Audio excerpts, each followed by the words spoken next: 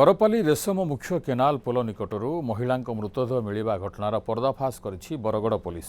यह घटन सुवर्णपुर जिलार जड़े व्यक्ति को गिरफ कर गिरफ अभियुक्त डुंगुरीपाली थाना बेहरामाल गाँवर रमाकांत पूजारी बोली बरगड़ एसपी रवींद्रनाथ शतपथी सूचना देइछन्ति।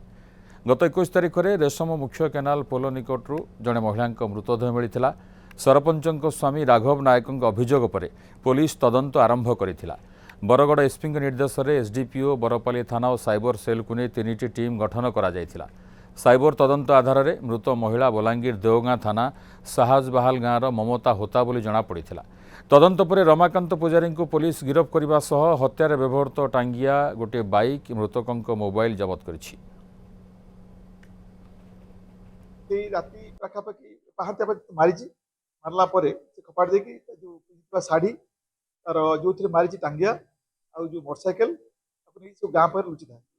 आम धरला से लीड कला टीवी को जो लुचे रखी जो वेपन ऑफेंस टांगिया से लोकर शाढ़ी तार मोबाइल और सेकेंड थिंग जो गाड़ी चढ़ी आसला लुचि आज सब अनुजाई साथी सामने भिडियोग्राफी कराई सब रिकवरी कराला। बर्तमान से लोग अरेस्ट कराई।